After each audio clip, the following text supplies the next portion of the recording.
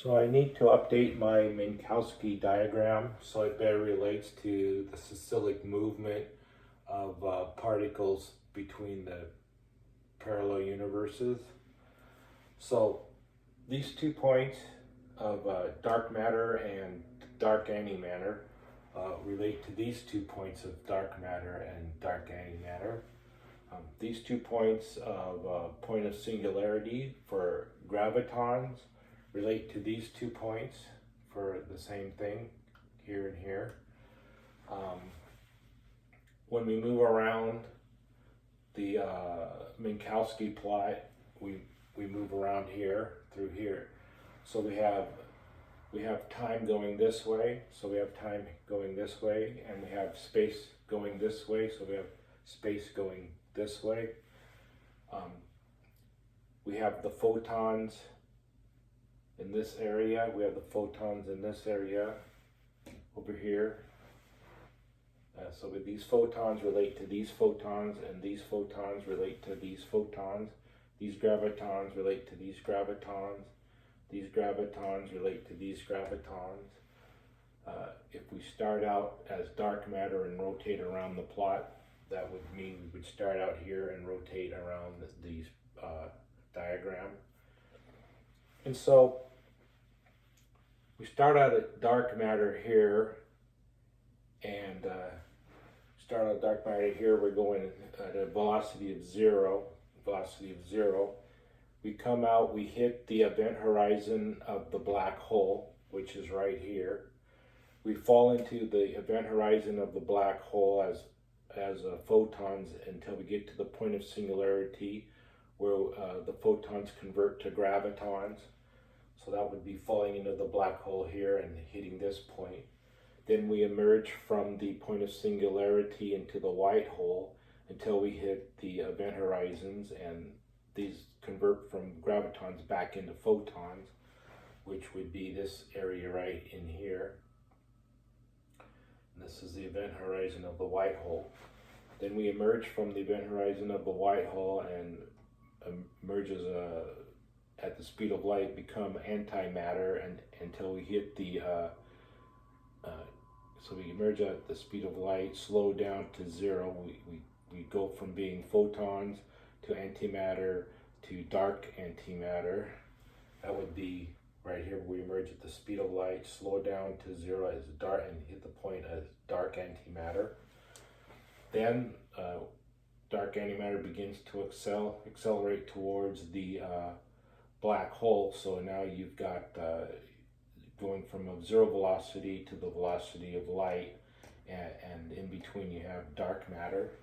That would be from here where you start out as dark matter with the velocity of zero, transform into dark antimatter, right here, and then you transform into you start out as dark antimatter with the velocity of zero, and then begin to accelerate as antimatter faster and faster until you hit the speed of light at the event horizon of the black hole. So that would be this movement right here. Once you hit the event horizon of the black hole, you fall into the black hole as photons. So that's this movement right here. When you hit the point of singularity, all the photons combine to create gravitons. So that's this point right here. You continue through the point of singularity into the white hole and convert back into photons. So that's this part right here. And then when you hit the event horizon of the white hole, you're traveling at the speed of light, and you begin to slow down as matter until you get to a zero velocity and become dark matter. So that would be this point right here. So from going around this way, between these universes of matter, electrons, and antimatter, positrons, this movement is the same as this movement. Then using that, if we start off, we go this way as matter start off. We begin to rotate as we move towards the event horizon of the black hole. And then at this point, the particle is transitioned through 90 degrees. It's now a photon. So it went from being dark matter to being a photon. Then space curves. So the particle no longer is the transforming. It's space now that is rotating, and the particle remains parallel to the direction of travel as it falls through the black hole to the point of singularity, where all the photons now combine to become gravitons. So imagine this, all these photons have all been crushed into a stack of gravitons. Then it falls into the white hole, converts back into photons, remains perpendicular to the direction of travel until it reaches the event horizon of the white hole. Then it emerges from the event horizon, begins to slow down, so now the particle rotates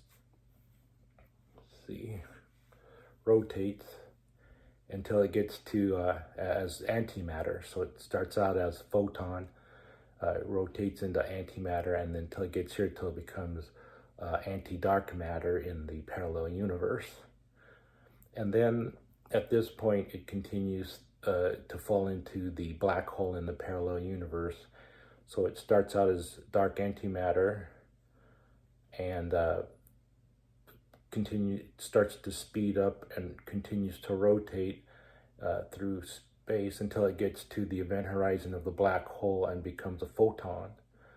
Falls through the event horizon of the black hole and in the parallel universe, antimatter parallel universe, as photons. They remain parallel to the direction of travel, reach the point of singularity, and all of the photons combine, stack up on each other to become gravitons, fall through into the white hole. As photons remain parallel to the direction of travel, so the graviton converts back into photons, and they hit the event horizon of the white hole. Now space no longer is rotating. Now the particle begins to rotate again and emerges, begins to slow down as matter, goes slower and slower. So it converts from photon to matter until it reaches velocity of 0 and becomes dark matter. And then the gravitational pull of the black hole causes the dark matter to begin to accelerate as matter faster and faster until it hits the event horizon of the black hole and becomes photons. Falls into the black hole, and this cycle continues. So that's how you can relate the Minkowski diagram to the parallel universe diagram.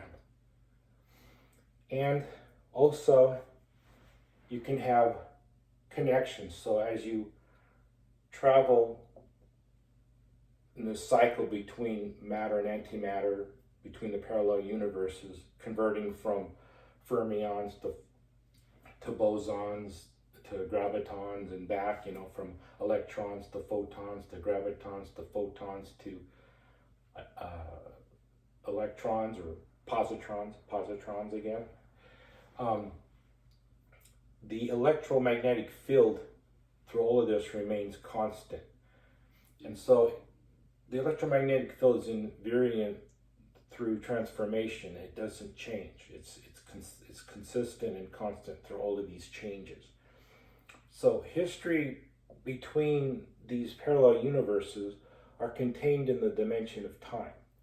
So everything that we experience in our universe, our history is contained in the dimension of time. And this dimension of time is a connection between the parallel universes. I don't know if there's one parallel universe or however many there are. There's this connection between them, which we call history. And so history is in the dimension of time, and the electromagnetic wave is in the, if this movement is through space and time, and if space is in the x direction, in the direction of movement, then the other two directions, x and z, that would contain the electromagnetic field. which must remain consistent and constant through all of these changes. And so this history can go both ways. A movement through of a person in an anti-universe through antimatter, through positrons, will create history lines as well and store their history in matter. And the movement of matter as electrons in our universe will create histories and store their history in antimatter. And it goes both ways, it goes back and forth. So matter in our universe, such as this stuff, it's made up of the histories from both of our universe and from parallel universes. And these connections exist because the electromagnetic field is consistent as we make this transitions between the two universes. But if the electromagnetic field is not able to be consistent and constant and invariant, then the history will be destroyed because the antimatter and matter, when they come together, they annihilate each other and it destroys this history line. And actually the history line can't even be formed because the electromagnetic field doesn't remain constant. So the matter and antimatter are constantly destroying each other between these two universes. So that history cannot exist. So only parallel universes that can maintain an invariant magnetic field, electromagnetic field, will exist with a history that connects our two universes in the form of matter and antimatter in the other universe. I think that's it. And so the history between universes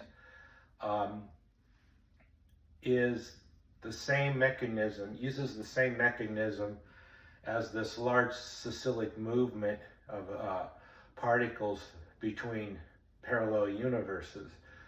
So on an atomic level, this same cyclic movement of particles is the same mechanism that creates history between parallel universes. It's just on this is on a galactic cosmic level with black holes, but this can also apply on an atomic level. So as we move through space and time, we create these lines of history between these universes and store our histories in antimatter in this universe and matter in this universe. And when they create their history in the antimatter universe and store their history in matter in our universe, the history becomes accessible to us as because if this matter ever interacts with us, we'll use this mechanism to store our history into the anti-universe.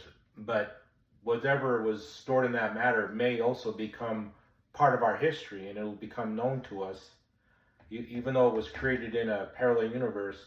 Since it was stored in our matter and then we store it again back into a parallel universe, these histories through this cyclic process begin to become accessible to us as part of because it becomes part of our history and it becomes part of the information that we're storing, and we become aware of it.